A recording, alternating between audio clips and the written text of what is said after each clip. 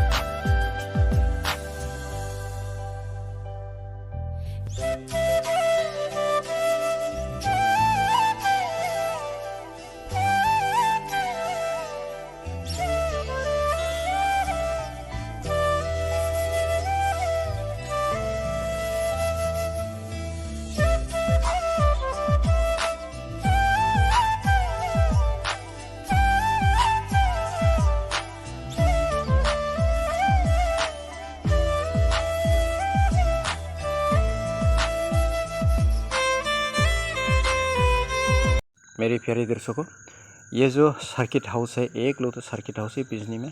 बहुत साल के बाद है यह एक सर्किट हाउस बना हुआ है और ये उद्घाटन होने वाला है, कुछ दिन के बाद उद्घाटन होगा। ये बिजनी कॉलेज के नज़दीक में है, यानी फायर ब्रिगेड ऑफिस जो है इसके नज़दीक में है। तो गाइस ये हमारे बिजनी वासी के लिए बहुत अच्छा खबर है। तो दूर से आए हुए कोई वीआईपी लोग या टूरिस्ट लोग अगर फनबारी इको टूरिस्ट सेंटर पे जाएंगे तो यहाँ रहेंगे, आराम से घूम सकेंगे। तो आज का वीडियो इतना ही, सी यू नेक्स्ट वीडियो। जय हिंद।